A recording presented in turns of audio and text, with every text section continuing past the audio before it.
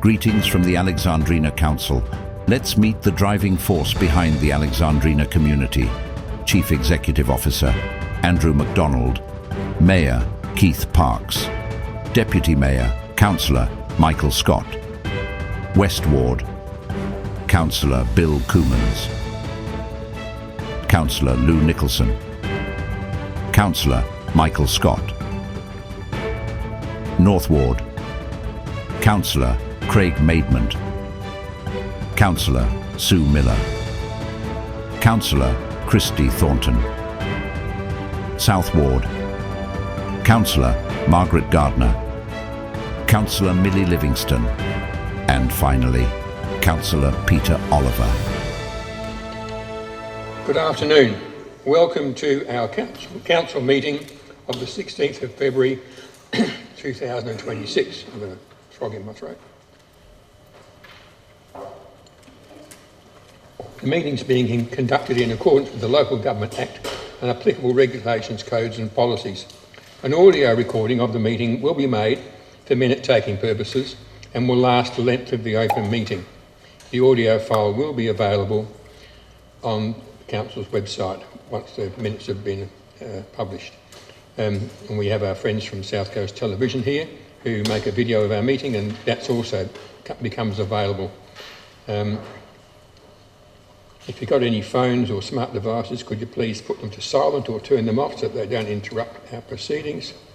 And welcome to our members of the gallery. It's great to see you and have your interest in what we're talking about.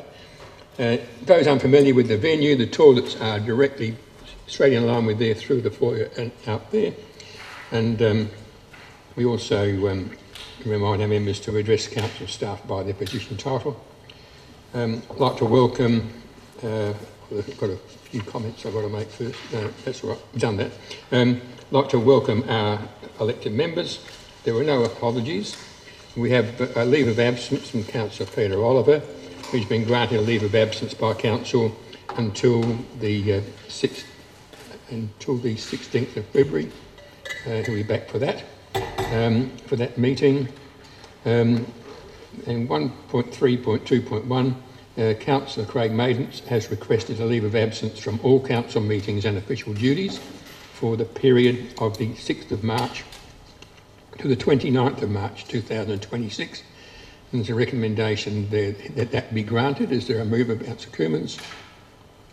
Seconder, Councillor Nicholson. All those in favour? Okay, so it's carried unanimously.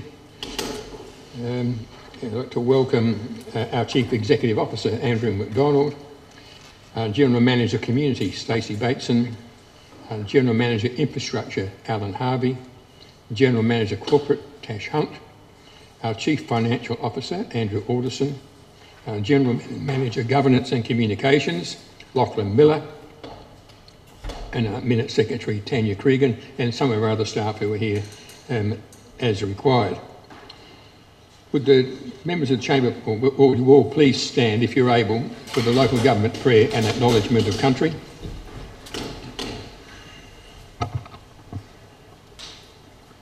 Almighty God, we humbly beseech Thee to grant Thy blessing upon the works of this Council. Guide us in our deliberations for the advancement and the true welfare of the people of this district. The Alexandrina Council and its communities acknowledge the Narrandjeri and the Paramount and Kaurna people as the traditional custodians of the lands and waters of this council district. Thank you.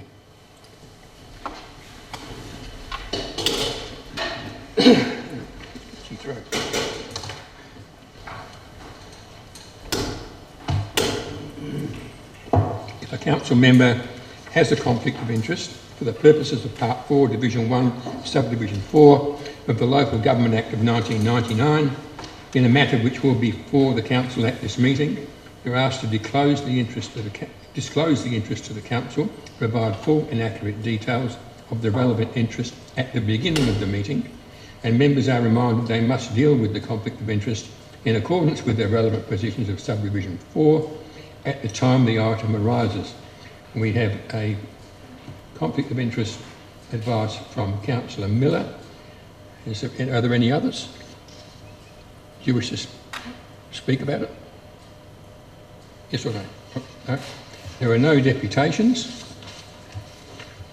So we move on to item... yeah. So item 2, which is the confirmation of minutes. 2.1 is the ordinary council meeting minutes of the 19th of January 2026. There's a recommendation that they be received as a true and correct record. Is there a mover for that? Councillor Maidment. Seconder, Councillor Gardner. Any discussion in relation to those minutes? If not, I'll put the recommendation. All those in favour? Against? That's carried unanimously. Adjourned debate, there is none. Item 4 is presentations and deputations, there are none. Item 5 is petitions, there are none. Item 6 is questions with notice. 6.1 is a question from Councillor Miller regarding strategic development projects and code amendments. 6.2 is a question from Councillor Miller regarding the car park fund and the open space fund. 6.3 is a question from Councillor Miller regarding economic development projects and initiatives and the Goolwa Wharf Precinct review timeline. Those questions and the answers to them are in our agenda. Item 7 is questions without notice. Are there any questions without notice? Councillor Miller. Thank you, Worship. I just wanted to ask, the Climate Emergency and Environment Committee had a workshop on the 2nd of February, and I was just interested in hearing a little bit about that. What was the update given about the tree strategy and the budget priorities, what the discussion was around those, if that could... Thank you. Thank you, through you, Mayor. The meeting that was held by the Climate Emergency and Environment Committee was actually an information session of the workshop. So we don't keep detailed minutes of that. There were verbal updates provided on those items that you've talked about. The process from here would be that those matters will come to a meeting of the Climate Emergency and Environment Committee, and then recommendations would be put to Council from there. Are there any further questions without notice? If not, I'll move on to item 8, which is notices of motions. 8.1 is a notice of motion from Councillor Livingston regarding the Customs House. It's moved by Councillor Livingston. Do you wish to move it and speak to it? Sorry. Thank you, Mayor Parkes. I don't wish to read out everything in the background that I'd put in with this notice. Last year I engaged with administration on putting a motion forward to reclassify Customs House as community land, and at the time the advice that was received was that it was premature given the holistic review that we were undertaking. Given that this review is likely to take some time, the intent of this motion is to ensure that Council, whether this chamber or a future chamber, must consult with the community before making a decision as to Customs House future use. I'm not seeking to make a decision on the future use, I'm only seeking for a commitment to consult with the community. I see no risk in this motion and only benefit. Thank you. Do we have a seconder for that? Councillor Scott. And you wish to speak to it? Thank you. I just concur with what Councillor Livingston has said. I'm disappointed, very disappointed that this whole thing with the Customs House has been stretched out for so long. This should have been resolved, I believe, long ago. But at least, because I can't imagine it's going to come before Council before the next council election, and so we may not see it in our present form, and so I think it's very disappointing, but at least this puts it back to the community to have some input into its destiny. Is there any, Councillor Kerman, a question? Could I ask the administration, please, what is the legal status of this council deciding that it must go to community consultation? Does a future council then, are they bound by that decision, or can they make a decision of their own?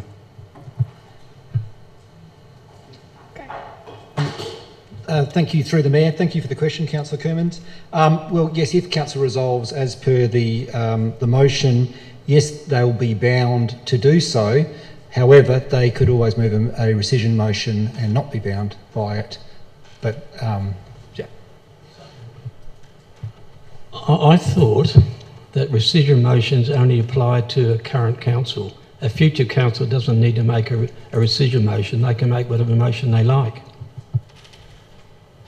True, Worship. Well, that is actually true, although it will be a motion, it'll be on the books for the future council. However, you are right, they don't need to move a rescission motion to retract that previous one, but it will still be a motion in force when they turn their mind to whatever they want to do with this issue.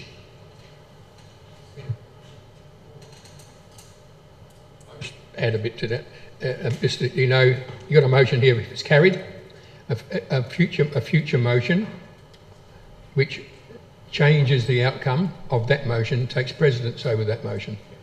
So you don't need to do a rescission motion like you used to some years ago. Now, if somebody moved a motion that it doesn't go to consultation, that would take precedence over that motion.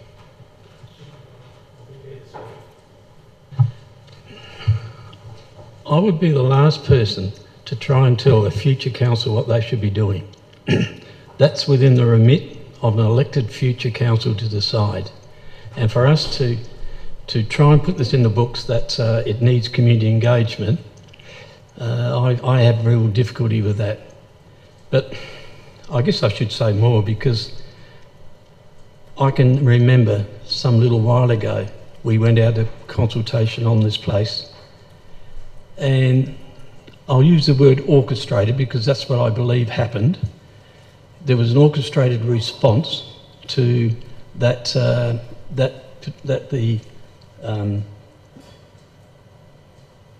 just looking at, sorry, the Customs House needed to go to a particular group, and there was a lot of activity for that to happen. I'm just a little bit suspicious about this, because I would hate any future council to have to go through that again, that it wasn't genuine. For me, the Customs House is an idyllic council facility. The location it's at, it's got fantastic views and things around the place. So for me, the use of a place like that is for something related to tourism, where people come to it and they take what they can see around the views and things. A group that runs social events and lessons and things like that, to me, is an inward-looking group. It's just not the sort of facility that you'd have for that. There are other places. The police station would be an ideal place for the group that I'm talking about. So, look, I'm not going to support this, because for the reasons I've just said, that I think this is not at all necessary.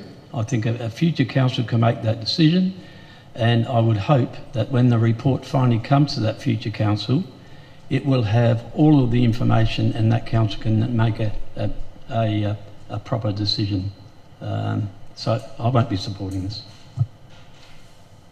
Any further discussion? Councillor Livingston, do you wish to use your right of reply? Yeah. Thank you, Mayor Parks. I'm just wanting to reiterate what I said before.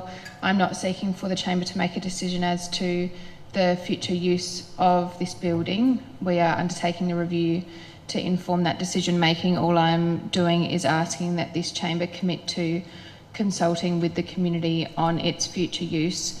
83% of the community were not in support of the sale, yet until a decision's made on the review of the Wharf Precinct area, the future use of this asset, which was purchased by Council for the benefit of the community in accordance with our own signage, sits in limbo. All I'm asking is for us to send a clear message to the community that we've listened to them. Thanks. Ends the discussion, so I'll put the motion to you. All those in favour? Against? That's carried. Could I have a division on that, please, Mayor? So Councillor Coomans is calling a division. Just remind elected members that a division is a new vote. Would those voting in the affirmative please stand?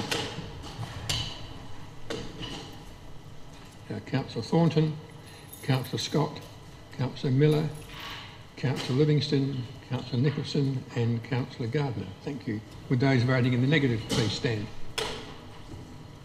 Councillor Coomans and Councillor Maidment, so it is carried. Item 9 is administration reports. 9.1 is the Goolwa Wharf Precinct Holistic Review Project Brief. Stacey, is there anything to update on this report? No. So there's the report there, and there's a recommendation with 2 dot points. Is there a mover for that?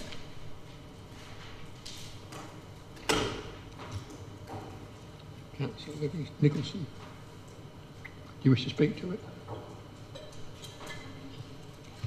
Thank you.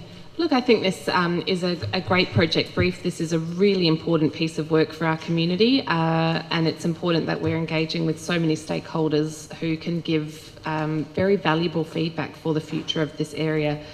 There's a lot of potential, there are challenges, there are different ideas, and we need to get this right for the community so that we can invest and activate according to the long-term benefits for our local well-being, our economy, and activation of the town. So do we have a seconder? Councillor Maidment. Any discussion? Councillor Miller. I just have a question first, Your Worship. I note that there's reference to an informal group that meets regularly. And do any council staff attend any or all of these meetings, and just how frequent they are? Thank you. Through the chair, I believe they are quarterly. Yep, thank you. Got a nod from the team over there. These meetings are very similar to what you would see as the Strathalbyn Business Group, Langhorne Creek Progress Association, the Malang Ag Bureau, all the different industry groups that we're working with.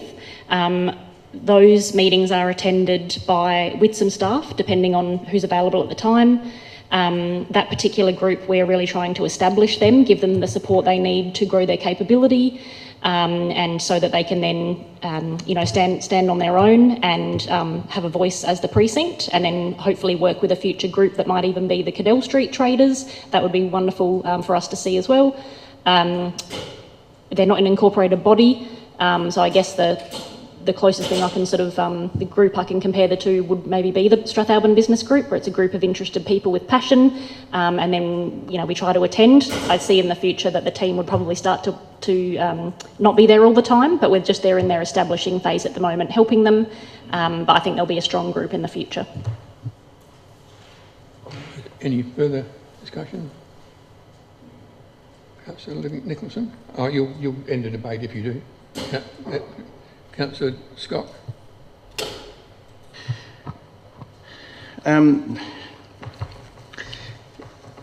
Your Worship, this is difficult, I'm afraid, because we've had briefings on it, and I can see the amount of work and effort and consideration that our staff have put into it. But the time frame and the amount of work that is needed to bring this to fruition, I think is excessive.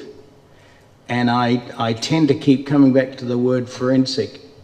I think that the staff I know would do an amazing job, and it will be like the way it's planned. It is almost forensic to me. They'll go to every single corner of the area, but it just, I keep asking myself, surely there is a simpler way to investigate this and achieve a satisfactory answer without it being quite so forensic, without it being quite so demanding on staff time. And I just struggle with this taking the length of time and obviously the cost, if not dollars, then in staff time. And I just reflect back that, I raised at a meeting not long ago about quickly having a look at the potential for some extra car parking in Port Elliot, and that was knocked down because we didn't want to waste staff time on it. 3 years ago, I raised the possibility of a really important and major housing project in Port Elliot. 3 years on, and we're almost no nearer to it, and yet there is a huge pot of money in Canberra waiting to be used, which I'm told not many people in groups in South Australia have accessed. 3 years ago, if we'd spent a year just trying to get that lined up, the first people would be in the houses now, they'd be finished. And so I just think that to plunge so much staff time into this is potentially overkill, and I question whether we could actually get a good enough answer with a whole lot less time than going to this great length. Any further discussion? Councillor Miller. Thank you, Worship.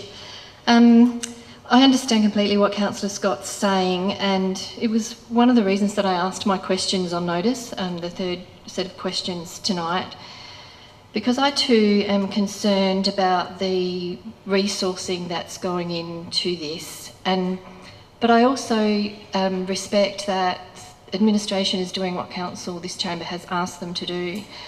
I feel reassured that the service review framework hasn't been compromised.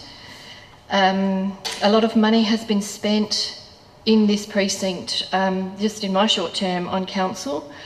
There's been 85,000 in recent years on the strategies, and this is not including the 18 million on the Wharf, the $250,000 for the Oscar Heritage Centre, the 350,000 for the Wharf toilets. We're going to have 100,000 for slippage for the Oscar. I believe that this Wharf precinct is exceptionally well serviced, and as are the operators, by Council's economic development team. In my last question couldn't be answered about the setup of a committee that operated in the past, and I'm certainly not suggesting that be set up again, but Strathalbyn does have its tourism association. They also have an informal business group, and I think the general manager for strategy, sorry, I'm not sure what Stacey's title is, sorry, community, for responding to my questions. So notwithstanding that there are many council-owned assets in the precinct, I really hope there's appetite for less reliance on council resources when it comes to revitalising and activating the Wharf. I do think that administration has done a great job, and I say well done to them and stakeholders for what they're doing in this space, especially in navigating all of the political and emotional elements of this. And I think Customs House has been thrown in the mix, but I do note that now anybody who expressed an interest in Customs House, if I understand, it's excluded from this process. I think there's been a lot of dignity, grace and humility and passionate professionalism from administration and everybody involved, and I do recognise it and appreciate it. We're not going to make everyone happy. I imagine it'll require at some stage some brave decision making by this chamber, or be it this one or the next. On the bottom of page 26 it lists all the effort that's been made, and it's really impressive commitment by council to the precinct, and there's lots to celebrate, but I do hope this is the last piece of strategic work on this precinct and it leads to empowering of others external to council to lead it. I'm not quite sure I understand the difference between an advisor and a stakeholder. I do think there's a difference there, but either way I do support this approach and respect the collective expertise that's going to be part of this. And just in closing, there's certainly a big advantage for townships that have many council-owned assets in a small area when it comes to tourism and economic development support. It's not a criticism, it's just an observation, and I do hear it often out in the community. So I do look forward to this being completed, and I'm delighted that we're using all of the information that has been gathered and consulted on with the community before. And I really hope this leads to an outcome, ideally in this term of council, and for then the implementation to be delivered, which I accept won't be in our term, but I don't see why it can't be if throughout this process some quick wins can be identified. So I don't think we have any choice but to progress this. We've come this far, we now need to see it through and support the administration at the end of the day to do what we've asked them to do. So thank you. Is there any further? And that's Councillor Livingston. Yeah. Thank you, Mayor Parks. Just following on from what Councillor Miller and Scott said, in particular in relation to the resources, I'm too concerned of the amount of resources that will be put into this review. I can definitely appreciate why there's going to be such a significant resource, because the review is complex, it engages with many stakeholders, and which is what we asked for after the last review, which didn't engage with stakeholders.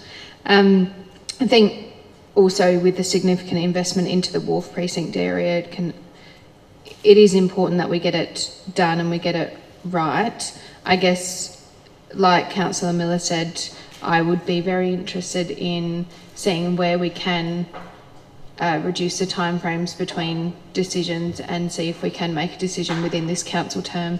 In particular, as it is a complex issue, we've essentially lived and breathed it for the last 3.5 years, and I guess I'm concerned that when the new chamber comes in, it will be starting from scratch. Thank you. Any further discussion? Before you have the right, I'll just say, I think I fully support this, what they're doing. We've asked them to do. They've tightened the timelines to bring it on. I think to rush it, we spent $18 million down there. To rush it would be absolutely foolhardy and irresponsible. Quite a few of the components of the precinct are already occupied and used, and they're used to their best use. They couldn't be used any better. So we can move through them quickly. We don't have to look at every single component and wait to the end before we resolve it. We can resolve them on the way. As far as the toilets and the history facility that Councillor Miller mentioned at the Wharf, they're part of the precinct development. They're part of that $18 million. It's not something extra, not something added on. It's part of what we delivered for that precinct in our community. There's still a bit more to do. So we've got to get on with it and do it. But there's some components of that area which are extremely valuable and valuable to the community and our heritage. And they've got to be looked at properly. So we've got the time to do that, but we've also got the time to put some of our people who are and groups that are occupying some of those facilities, put their mind at rest and give them peace, and to know that they can continue on in that facility without waiting 12 months to find it out. So we should be able to knock it off quickly. But there's a few components that do need a bit of work. But Councillor Nicholson, I'll go. Thank you, Mayor Parks. This is a service review that we have asked the administration to perform using an evidence-based review process that we endorsed. It's part of activating tenancies and a space that we've invested millions in. And I just wanted to add that I want to thank the administration for bringing the reviewed timeline following comments from elected members that would like to see it to us sooner. So I think that's really appreciated. And it's an example of the complexity and diligence required in local government to make these big decisions and responsibly navigate how to best get the outcomes that our community expect with the rates that they're contributing. Thank you. So that ends the discussion. So I'll put the recommendation to you. All those in favour? Against? That is carried. 9.2. is Fleet and Major Plant Service Review Project Brief, and there's a recommendation there with 2 dot points. Move, Councillor Maidment. You moving it? Yeah, have we not paid our power bill because there's no power to fire up our computers? What was that? The power bill, power's not connected. No.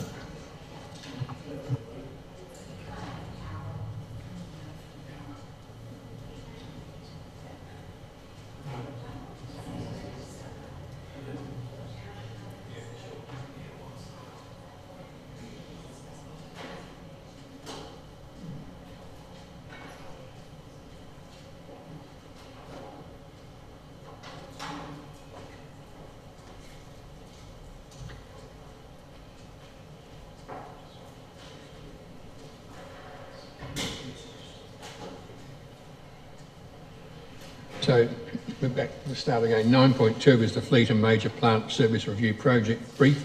Alan, is there anything to add to that report? No. Okay. So those are recommendations. Councillor Scott, you're moving it?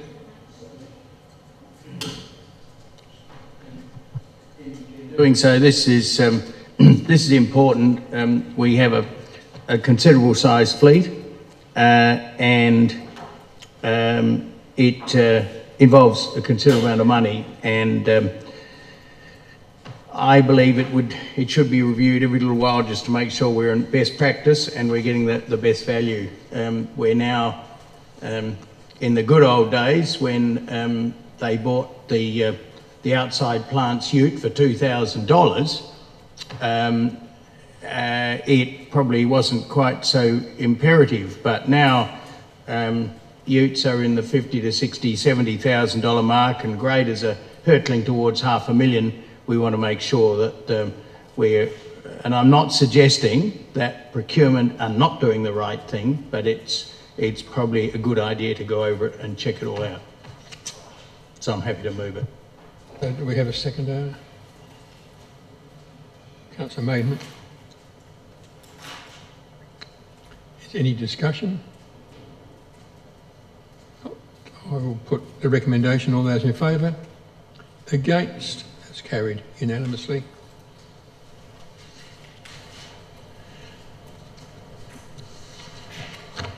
(9.3) is the Middleton Skate Park Alternative Location Assessment Outcomes. Alan, is there anything to add to that report or any changes? No. So there's a recommendation there with Group A and B. Do you want to do them individually? Or? Yep, so we'll do Group A first, which is to receive a note. Councillor Milli, you're moving that. Second to Councillor Livingston. Any discussion relating to Group A? Councillor Nicholson. Thank you. I just want to briefly say that I think it was a really robust report and gave elected members a really good indication of the best way to progress. I thought it had a lot of really useful information. Thank you. Is there any further discussion? If not, I'll put the recommendation to you. All those in favour? Against? It's carried unanimously. We go to recommendation Group B. There are 3 dot points. Is there a mover for Group B? Councillor Nicholson. You wish to speak to it? Thank you. I think that the recommendation here is very logical based on the information we received in the report and the investigations done. We know that the skate park in Middleton has broad support from the community because we've seen that in the public consultation that we did. I just wanted to share some comments from some of the families in Middleton who I've discussed this report with. The skate park will be an amazing utility in our town. My family backed this plan 100%. We'd like to see it, even if it is a small scale. If that's what will work best, that's what we'll go with. The end of Mill Terrace at the reserve will be a great location, such an easy follow-on from the playground. The skate park and the skate surf culture for Middleton excites us. As the children grow, it provides another space for them to go and be active in our community. This location has toilets, car parking, and it's close to the ocean, plus many were in favourite, but perhaps they were unheard. Another is we loved the more comprehensive design, but we are desperate for this skate park, so we will take anything. and so will the 100 plus skate surf groms living here in Middleton. And finally, we are super pro skate park and Mill Terrace and the Mill Terrace location. We've only heard positive feedback outside the few opposing voices. Thank you. So do we have a seconder? Councillor Scott? Any discussion? Councillor Miller? I just have a question, Your Worship, whether the word, and I think it's just been fixed, so don't worry about it.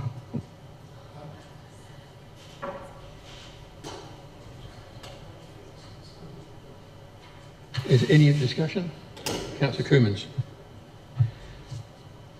I think when we had 681 responses and 83% supported a skate park in Middleton, it means that we need to build a skate park in Middleton. I'm just not convinced that the location is the right location. And I think we haven't spent enough time on what I would consider a much better location, that's on Mindacarry Terrace, the main road. To me, that's such a better site for lots of reasons. It's an opportunity to incorporate off-street parking, which Mills Terrace is not going to have. Mills Terrace is going to be competing with all the surfing families who like to come down to surf. Oh, sorry about that. They talk about there's a public toilet in Mill Terrace. Yeah, there is. It's pretty old. The council's spending $500,000 on upgrading a toilet in the main street of Middleton, which is 160 metres away from Mindacarry Terrace. To me, that's perfect toilet facilities. In terms of visibility and access, it's a great location. It's away from residents. The Cockle train goes straight past it. There's a train stop right there. And all of that would be beneficial for a skate park if it was at that location. In Mill Terrace, you can't even see it from the train line. So it would be very much just a local facility. And I think this has got potential to be much bigger than that, and probably source some funds from the state or the feds. The topography in Mindacarry is flat. I mentioned it's away from the majority of residents. There's no flooding issues. If you recall, Middleton had a huge flood and it went right through all that area there. It's not going to happen at the other place. Pathways was mentioned. Well, the pathway right across the road by the hotel, there's a concrete pathway that goes all the way through the middle of Middleton. Access is, to me, is perfect. Someone mentioned the traffic, high speed. Well, as you turn into Mindacarry, there's a train line, and in front of the train line is a stop sign. So no one's going to be speeding to or from that crossing. So, to me, I know what detracts from Mindacarry is that it's still part of a development application. There have been some discussions about what sort of land they would provide, and the normal thing is 11.5% of any development of that size has to go to community land for recreational purposes. Wow, so this corner could become the residential land, the community land that they would donate. And to me, to make something, to build something like a skate park, a reasonable size one, it could probably be the same design as the original Taj Mahal we had when we first considered Mill Terrace. To me, it's a no-brainer. That's where it should go. It's not going to be built tomorrow. It's not going to be built in Mills Terrace tomorrow. But let's find the right place. I disagree with the report in relation to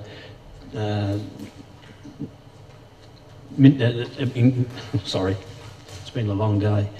In relation to detracting from Mindacarry, I think, to me, that's where this should go, and I'm going to vote against it, and not because Middleton shouldn't have a skate park, they should, but let's put it in the right location and let's build it the size that it should be.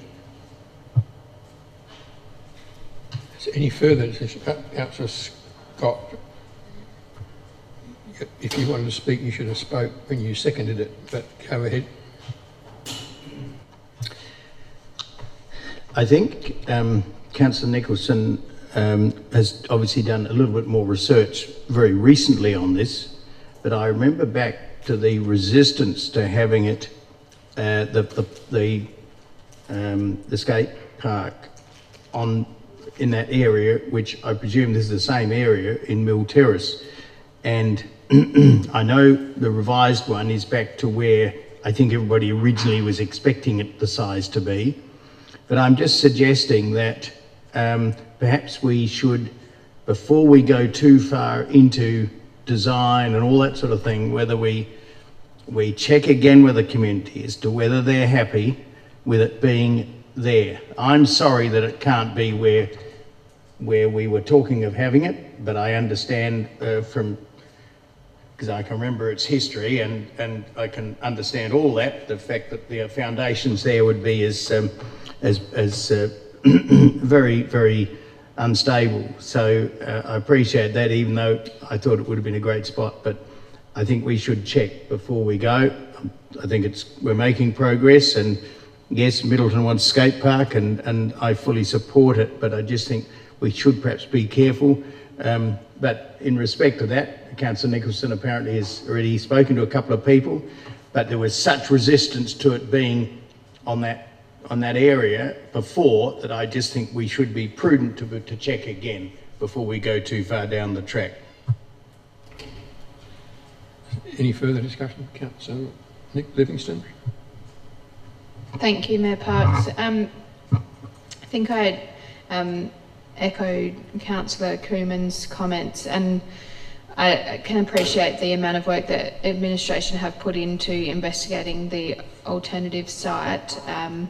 However, I'm not comfortable with deciding to proceed with the Mill Terrace site at this point in time, for the reasons that we spoke about when it last came to council, the native vegetation there and the wildlife, and I would like any other site being explored. I support a skate park being delivered to Middleton, but I can't support that this is delivered in this location. Any further discussion? Councillor Maidment. Support every comment made by Councillor Coomans on the preferred site at Mindacowie. We run the risk of designing something for Mill Terrace and then going to community consultation, and the pushback that we had last time was very fierce from the residents of Mill Terrace. There's lots of issues down there, security, parking, and I'm glad that we were able to look at other places like Abbott's Reserve, but that's been cancelled out now. So I don't know how far Mindacowie was progressed, and I still think that should be the preferred site with a room for expansion. You could get a regional skate park down there in that space. Any further discussion? So, Councillor Nicholson, you have your right of reply. Thank you. Look, this will go back out to the community, and I think it will be really valuable for the community to consider all of the information and work that has been done to progress this project, which is a really important priority for so many residents of Middleton. It's a really exciting project, and it's something for the residents. There are many young families there and visitors to enjoy, and it's something that really progresses the identity of Middleton and the surf skate culture that is ubiquitous with Middleton now and historically surfing. We had a report, we had a consultant do a review on the locations in Middleton and give us an evidence-based matrix with scorecards for each of the locations, and a lot of this work has been based on that.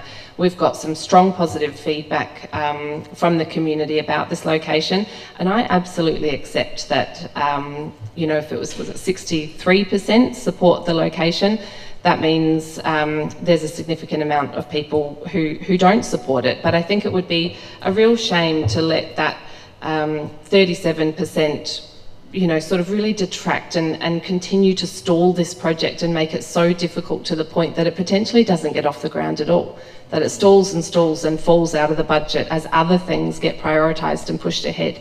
When I was elected, People in the West Ward were telling me, we never get capital spend, we never get great projects. This is a really great project and an opportunity to deliver on something that came from the community. It came from the residents of Middleton. So I really seek your support to just pare back the design that we already have and provide more information to the community to give us another round of consultation, give us another round of feedback, see what the community think. We're not saying let's go ahead, we're saying let's go back to the community and see what they think. Thank you. So that ends the discussion. So we're talking about recommendation group B, so I'll put the recommendation to you. All those in favour? Against? That is lost. We go to 9.4. Councillor Miller. I just have a question, Your Worship, what that now means. Do we need to close the loop for this, or it just... do we want... because it's just lost. So I think the community's looking for some... Can you just clarify that? Through the Mayor, it does leave us with no direction. As we've been stepped through a process which has been recounted today, where we've gone through the process of looking at alternative sites, and we've gone through that process of scoring them, looking at what they provide. We don't have a decision to even move forward on a concept design to be able to talk to any site. So, yeah, I may refer to the CEO, if I may, just for if you'd like to do that. Thank you. Through the Chair, if there's no decision on this tonight, which looks like that will be the case, then I would be giving direction to my team to still bring a report back to Council, likely to shape the consultation piece as per Part 3, but perhaps just testing those locations again. The key thing would be around the revised concept design. I believe last time it was sort of conceptual, and provide a little bit more detail to the community, I think might be helpful, so they can actually understand what's been proposed. So with this loss, I would be speaking to the team about bringing a report back to Council that looks at a revised design, and also testing probably a couple of 3 locations again with the community. Sorry, what was it? Can I move another motion? No. Okay. So let Andrew let it progress as per. That's it. So 9.4. No, we're not going into comments and having another debate after it's been done. 9.4 is the Langhorne Creek Bowling Club loan guarantee. Andrew, is there anything to change or add on that report? No. So it's before you. There's a recommendation there with 3 dot points. Councillor Milli, you wish to move it? Seconder, Councillor Maidment. Any discussion? Councillor Miller. Just briefly, thank you, Your Worship. I just think this is the model that we should be encouraging from our community groups.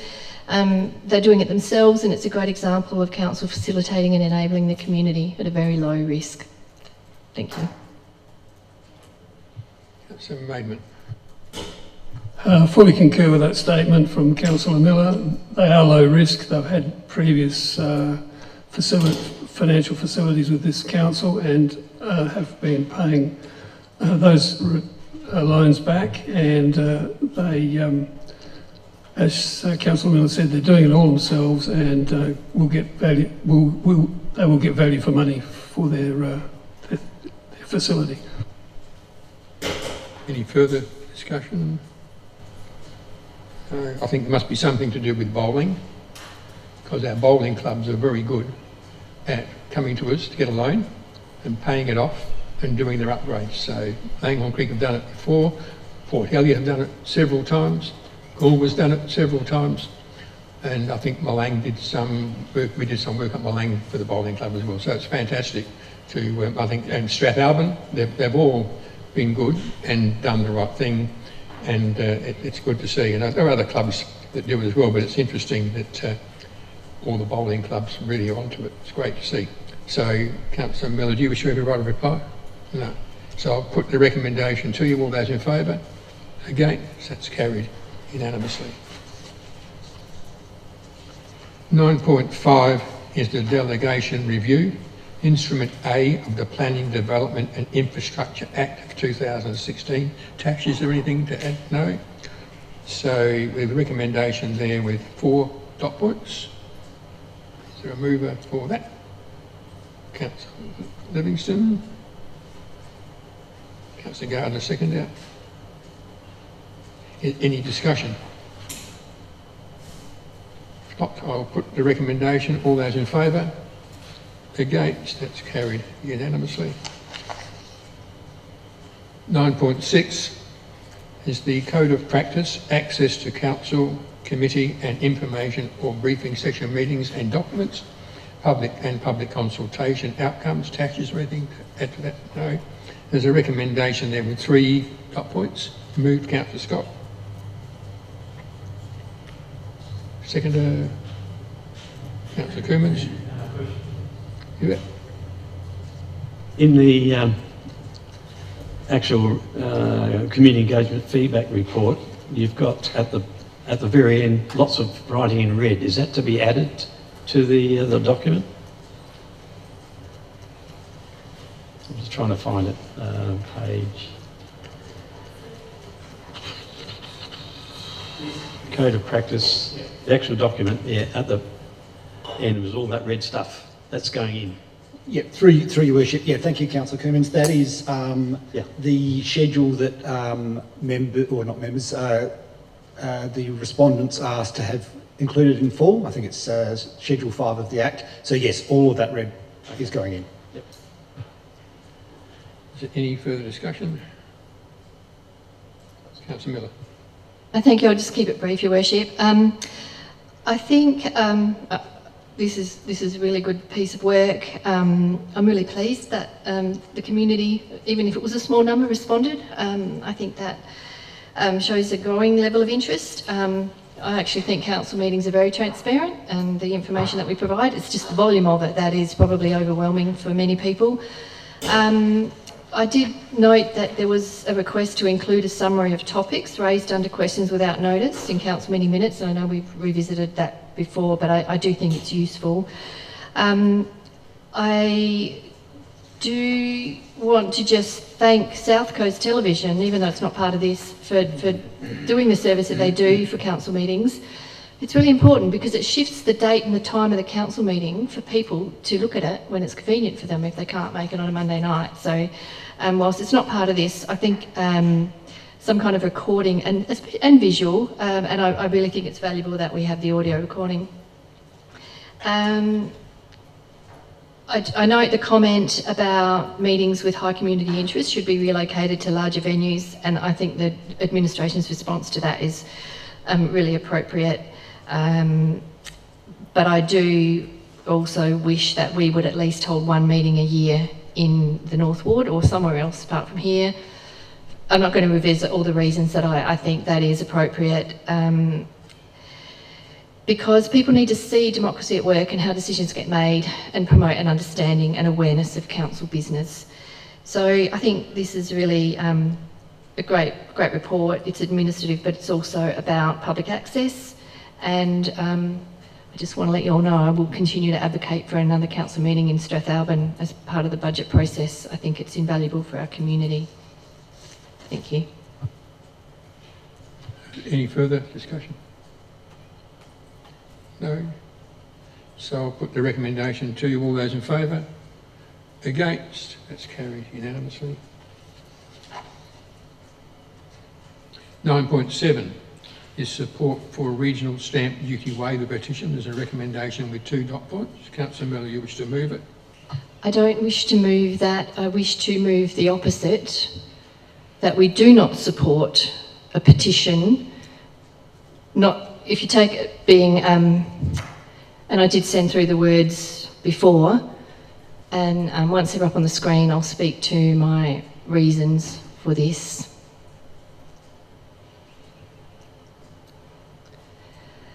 So I think we have a policy that is very specific in that we will not place petitions in our council facilities, and I think that's really important. There are two elements to this. There is the topic, the subject matter, and the policy says regardless of the subject matter or the issue, we will not do it. And it's not a may do it, it is a will not.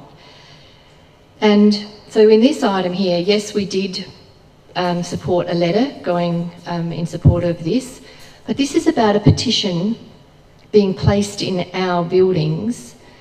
I'm not sure if we've ever done that before, and I'm not sure if this will then open the door and contemplate this being done in the future.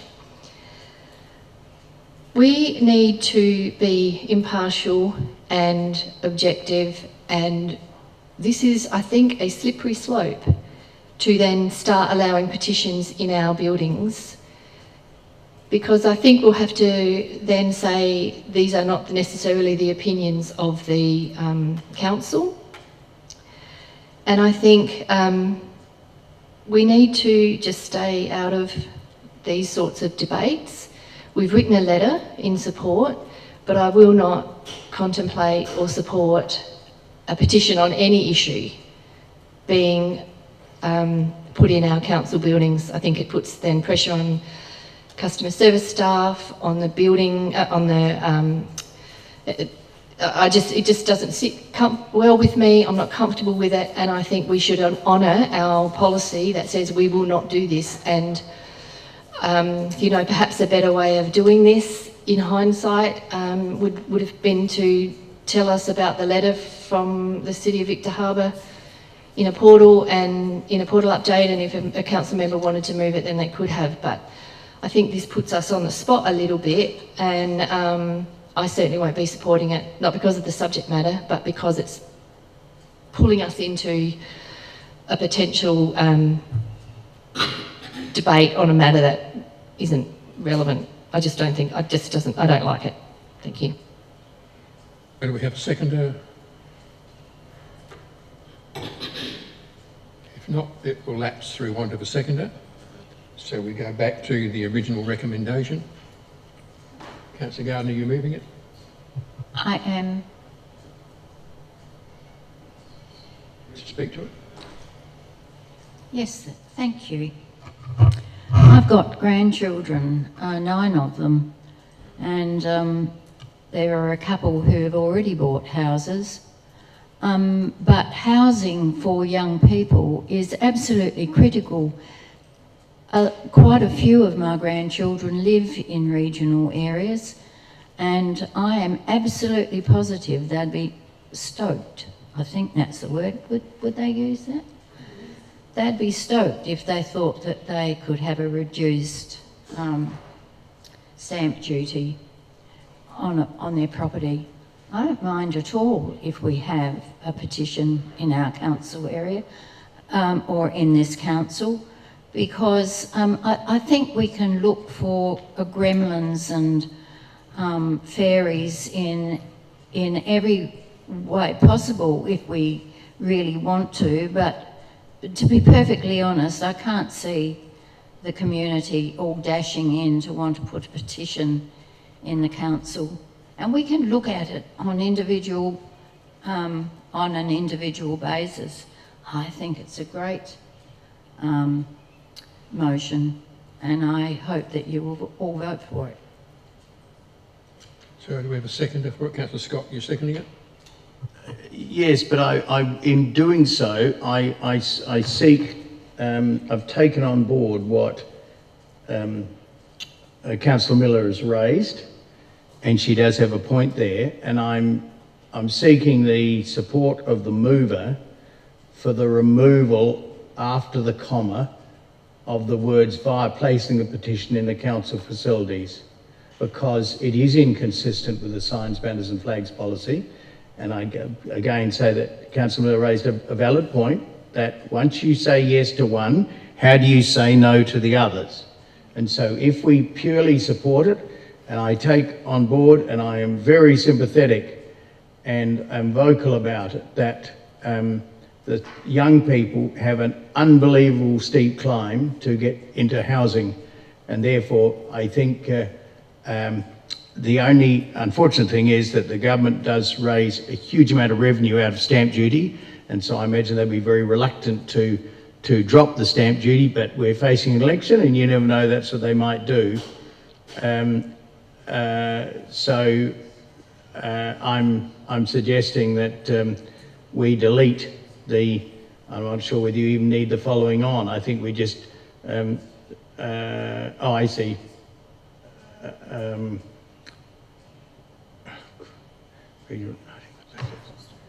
Yeah, we just put in regional South Australia and not worry about the noting. Sorry, exactly. I think that we support their Victor Harbour-led petition, and if they want to me, if they want to have them in shops and everything around the town, well, fine. And if it's just a provision about having it in this building that's a problem, let's not throw the baby out with the bathwater.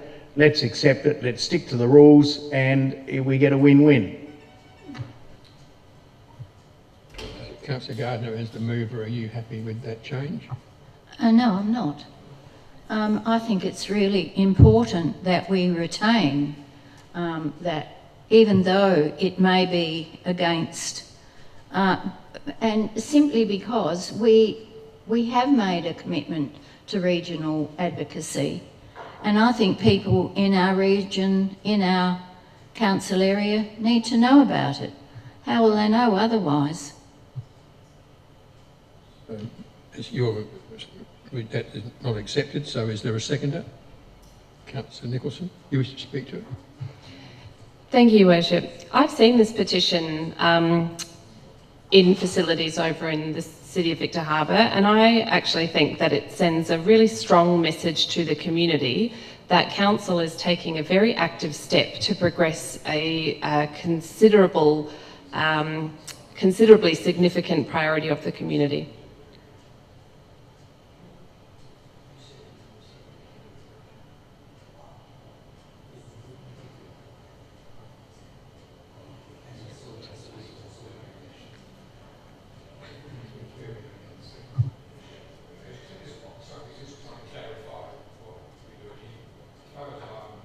My position on it is that Councillor Scott moved and seconded it subject to the variation which rejected. However, Lachlan and Andrew feel that he did second it, so he seconded it, but the variation was still not accepted. So it's seconded but no variation. So Councillor Nicholson, so you can just speak to it. Yeah. Thank you. I've seen the petition over in the City of Victor Harbour, and I think it sends a really strong message to the community that Council are stepping up to further a priority that is pressing in our communities. You know, we're considering the policy that stands, and just because we're considering the information before us tonight and making a collective decision to take exception to the policy on this particular petition doesn't throw the whole policy out. And I don't believe that a further application to Council to put a petition in Council facilities because we made this decision before would be broadly accepted by the Chamber. I think this has merit. Any further application in the future would need to have merit. Certainly coming to the Chamber and saying just because you did it before you should do it again, I don't think is a significant concern at all. This is a really important priority for our community, and I think it is something that we can proactively do. We've got a great report here considering the positives. We've got a risk implication there to consider, and I think we should all go ahead with it. So, Councillor Thornton. Do we know what's considered regional for this petition? Like where can you purchase a house that they're hoping for this to apply to?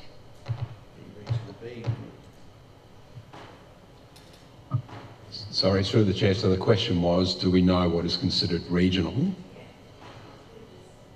With this, well, regional would be outside of those metropolitan areas, essentially. Is, I guess, the best answer I can give. The intent of the Victor Harbour's, City of Victor Harbour's petition is to advocate for those regional country areas as opposed to the cities themselves.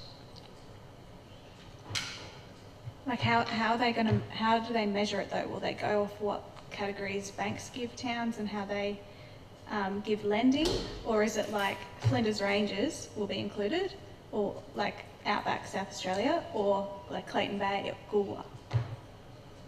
I guess the best answer I can give sort of on my feet at the moment is that if you think about the council areas, a council that's classified as a regional council would be my suggestion as to what those areas are. You've got a question? Would it perhaps be like the registrations?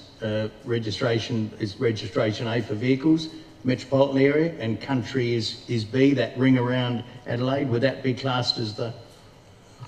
Through the Chair, it's difficult for me to answer in a detailed way, because ultimately if the state government is considering this, they would decide what that looks like and where those boundaries exist, if they exist at all. So again, regional to me is the regional councils is probably the best classification. If this moves forward, what the state does is probably another matter, not for tonight, I would suggest. Councillor Maiden. I have a point of order, Your Worship. We're debating what the petition's about. I thought the question before us was whether we put the petition in a building or not. What's before us is that we receive and note it and we support it. So we want to talk about what's in it. Councillor Maidman. Yeah, so this is a hot topic in regional South Australia. I've heard quite a bit on the radio around this. One of the major reasons for Victor Harbour's advocacy is to try and get young people into their community, and this is one way that they think they can support young families obviously getting into the housing market.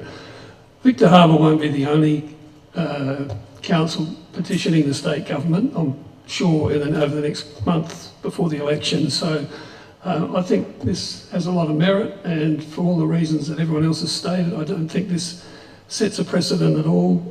We'll look at petitions as they come in on a one-on-one basis. Councillor Coomans. Clear my throat first. Thanks, Mayor Parks. To me, what this is about is not about putting a petition in a building or anything else. It's actually asking council to take a position. And the position is that the waivering of stamp duty on the first $750,000 of existing homes for first home buyers in regional South Australia. That is magnificent. That's what we should be doing. We should be supporting that. That's really what the politicians who are about to be elected in March, the 21st, that's what they should be considering, because that's what they need to bring to state government when they're sitting in their chairs and making a decision on this, because this is helping our younger people who are trying to get into homes. I agree with everything that Councillor Gardner and Councillor Nicholson have said. That's what this is about. And if you read the petition, all the words are there. What we do need to do is change the names in there, because it also says Victor Harbour. We need to put Alexandrina in there. And let's do it. This is so important. Any further discussion? Councillor Miller. I won't be supporting this, and I think it's really, really important that I say why I'm not supporting this. We have already, and I believe it was unanimous, recognised that we support the contents of this petition. That's not what I believe is in question here, so I don't know whether I'm misunderstanding the question that we're being asked or not. I am voting against this, not because I don't support the content and the intent, because we've already done that. What I am not supportive of is putting a petition, regardless of what the subject matter is, in a council building. And we're just now in a political kind of debate with an election imminent. It's not about the issue for me. I just have to make that really, really clear, because we've already done that, unanimously supported regional advocacy on this matter. What I am voting against tonight, and I have no choice, because in principle, I do not agree with petitions on any issue being in council buildings.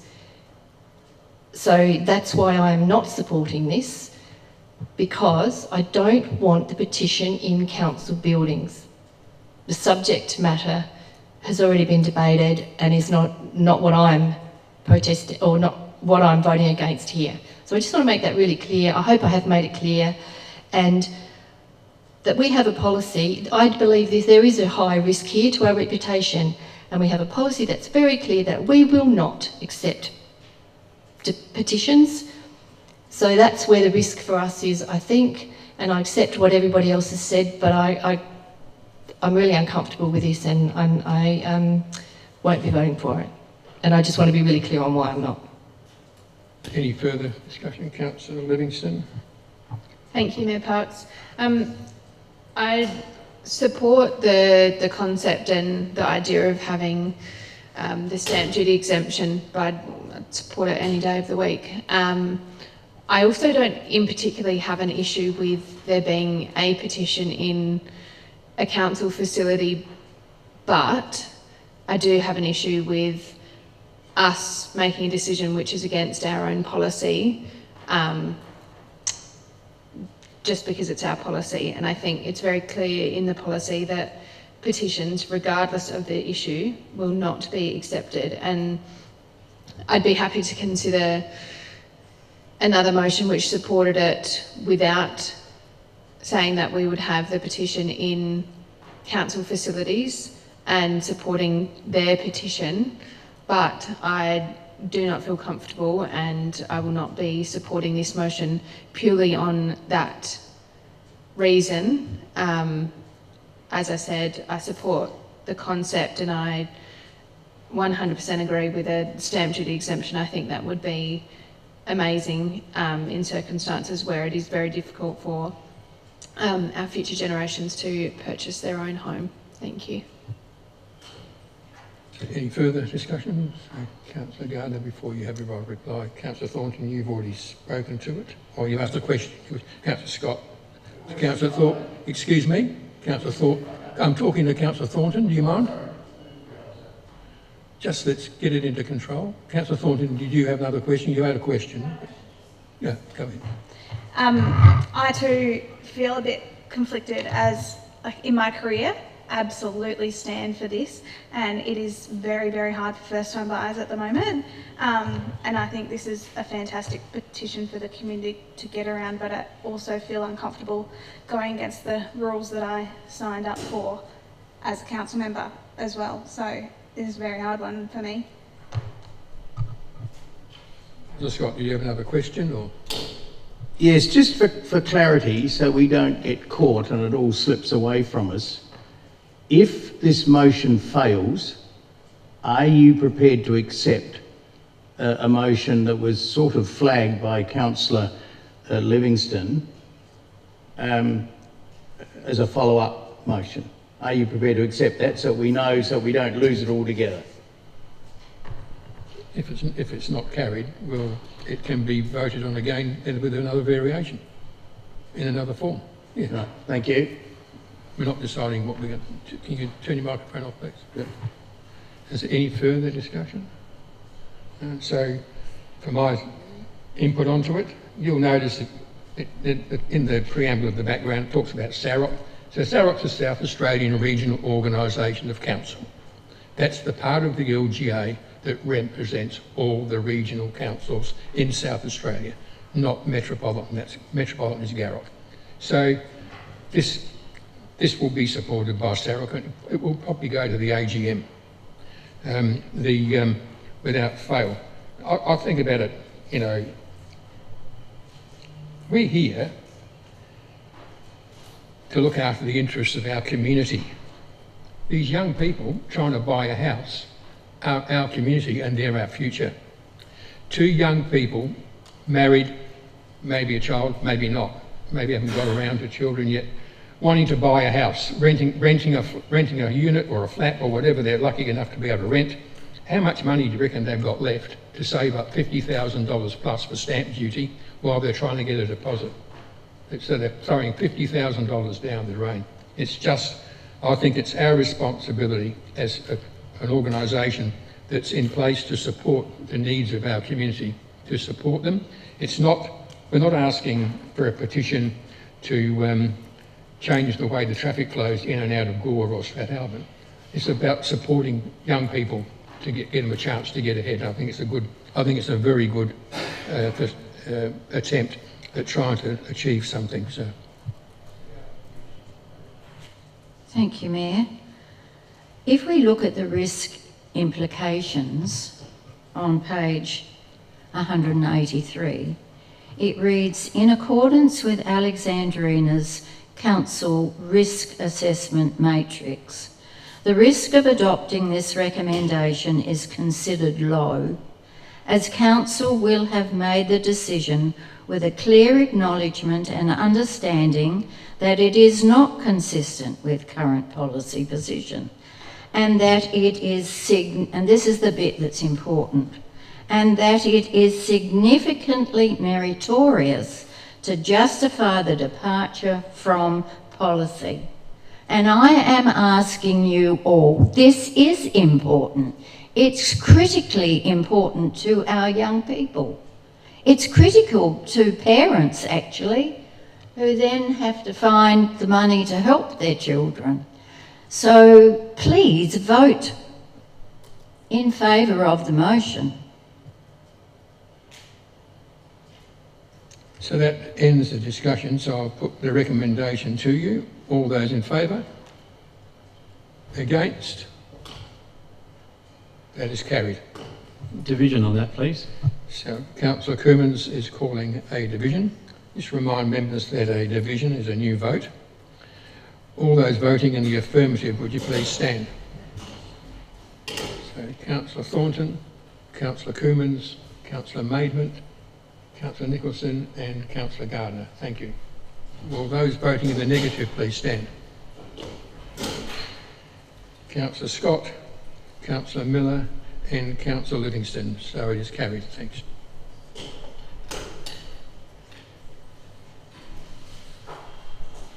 So 9.8 is the Chief Executive Officer's report. Andrew, is there anything to add to your report? No.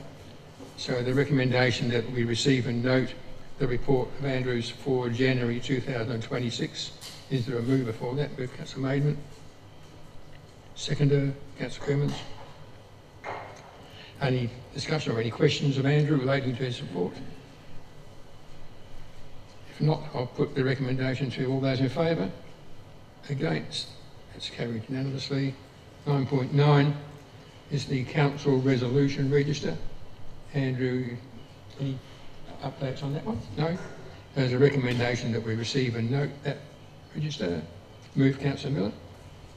I'd like to add a point to it, please. And I did send it through earlier.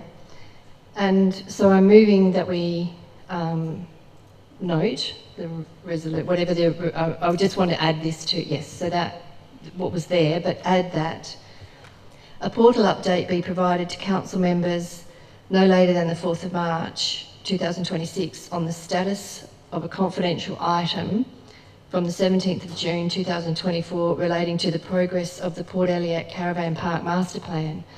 I'd love to ask questions about this, but I'm mindful that that was a confidential item. So I'm just seeking further clarity on that master plan, given it's been 18 months or approaching 18 months. And I have had quite a lot of inquiries about it, and I just think it would be helpful to progress this somehow or other. Thank you. Councillor Livingston, you seconding it? Is there any discussion? No? So I will put the recommendation to you. All those in favour? Against? Against? It's carried unanimously. Item 10 is committee reports. 10.1 is a report from the Audit and Risk Committee Independent Chairperson's Meeting Summary. Tash, is there anything to do with that? No. So there's a recommendation there with 3 dot points. Councillor Milli, you moving it? Seconder, Councillor Maidment. Any discussion? No, so I'll put the recommendation to you. All those in favour? Against? That's carried unanimously. 10.2 is a report from the Audit and Risk Committee, the External Audit Services Tender and Appointment Recommendation. Andrew, anything to add to that report? No. No, Andrew was. Oh, sorry, the other Andrew. So there's a recommendation there with 2 dot points. Is there a mover for that? Move, Councillor Maidment. Seconder, Councillor Livingston. Is there any discussion? If not, put the recommendation to you. All those in favour? Against? That's carried unanimously.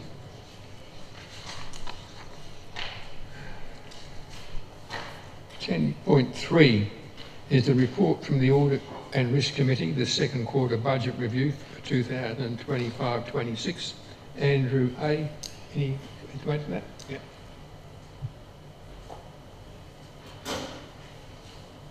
Through you, Mayor. The only thing I wish to point out in this report for everyone's attention, the last paragraph in the discussion section didn't actually make it through to the Audit and Risk Committee. So for the Goolwa roof project, which was an increase to the budget of $108,000, just because of the timing of the processes of getting the second budget review to the Audit and Risk Committee, that information coming through, that $108,000 adjustment, minor and inconsequential in the overall scheme of things. But I just wanted to point that out to be very clear to everyone. That minor adjustment to our capital works program didn't make it to the Audit and Risk Committee.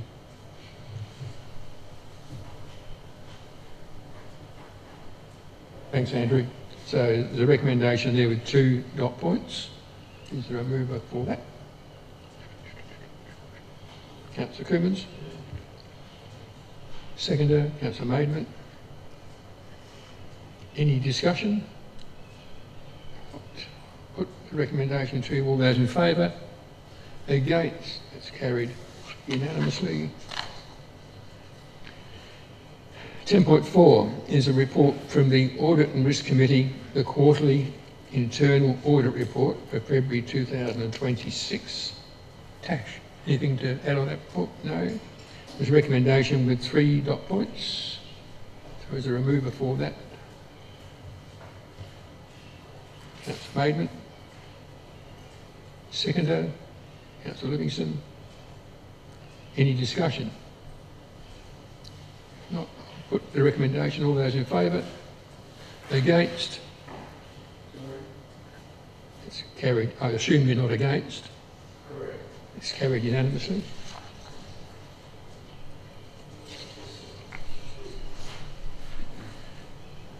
.5 is a report from the Audit and Risk Committee, policy review, unsolicited proposal policy. Tash, anything to change or add to that report? No. There's a recommendation there with 2 dot points. Move, Councillor Scott. And you wish to speak to it? Is there a seconder? Councillor Nicholson. Is there any discussion? Councillor Miller. I just have 2 questions before I decide whether I would like to debate it or not. I just wonder how many unsolicited proposals we receive, and if they don't make it to us, how we know how many there were. And I'm also interested if this policy is going to be retrospective on proposals that are currently being considered.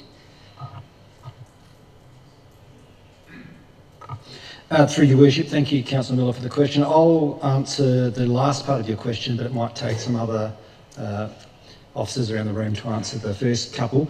In terms of retrospectivity, no, we've had some legal advice that it won't apply retrospectively. So if we've got a proposal currently that's been through the stage 1 assessment, then no, we won't be able to apply the provisions of this policy to those proposals.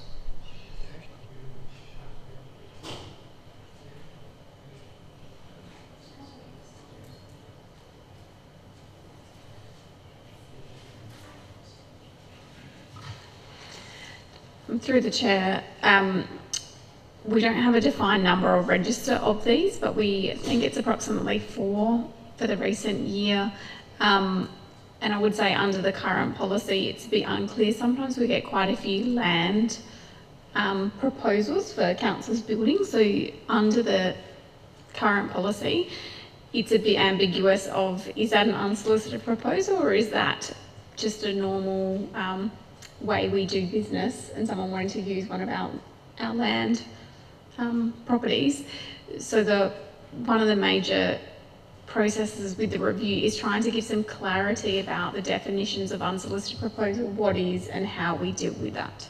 So Lachlan has done an enormous amount of work and done a really good job consulting across council and all the officers that have been involved in dealing with unsolicited proposals. The previous version of the policy was the first one for this council, so he's done a great deal of work trying to give some clarity so we can improve our process around unsolicited proposals. Councillor Miller. And I'm happy to ask these questions offline. So I'm aware of 2 that have started that I'm not sure. Well, I'm hoping one of them can now be dealt with because it was waiting, I believe, for this policy. But I think the policy is great. I think the improvements are great. I'm happy to support this. I'm just, I'll leave my questions for, because I can't really talk about them anyway, but I think it's really made it a lot clearer and much more contemporary. So I really am very grateful that this has, work's been done. Thank you. Is there any further discussion? I'll put the recommendation to you. All those in favour? Against? It's carried unanimously. 11 is council member reports. 11.1 presiding members reports. That's my report for January 2026. Anything I have to add to that, Andrew? So that's it. So the recommendation that it be received and noted. Move Councillor Livingston. Seconded Councillor Maidment. Any questions or discussion relating to that report? If not, I'll put the recommendation to all those in favour. Against? That's carried unanimously. 11.2 is council members' activity report. Verbal updates. Are there any verbal updates for matters relating to your role as an elected member? Councillor Kermans. It relates as a councillor because I've had a little bit of involvement, and this is to do with the Deep Creek fires. And it's really a bit of a thank you to all those people involved. Last month I spoke about the magnificent work of our emergency services, especially CFS volunteers in relation to the Mount Compass, the Nankita Tuparang fires. And one of our council staff who is in the finance section was the coordinator station at the Oval, and she did a magnificent job. But the following week we had the Deep Creek to Cape Jarvis fires, and again the CFS were at the aided by their colleagues from Victoria, New South Wales and Western Australia, and again the salvos played a major role with the provision of food, aided by the magnificent Country Women's Association from Yankalilla, from Willunga, and a lot of those members came from my own Mount Compass area. And also the Victor Goolwa branch were also assisting. So again, the community really got behind assisting the firefighters. They tell me that in terms of meals, 450 for lunch, that was the peak, and 600 for dinner. That's the sort of food that they were providing for the firefighters. Even the Lions and the Rotary Service groups were in there. So again, I think I'd like to thank, and I'm sure we all do, thank all of the participants and the shops who donated food supplies. I even had an offer from our local supermarket, Drake's, for baskets of food. This was left over, and that's going to a Goolwa group who look after the needy. So I'd just like to congratulate all of those people who contributed to getting that fire under control and getting it out.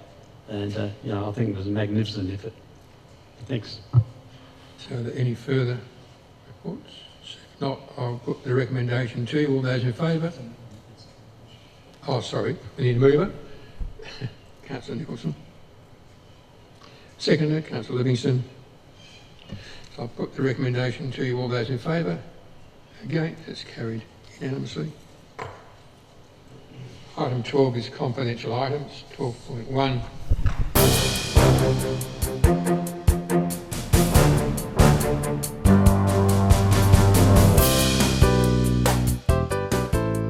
South Coast Television, your community, your voice.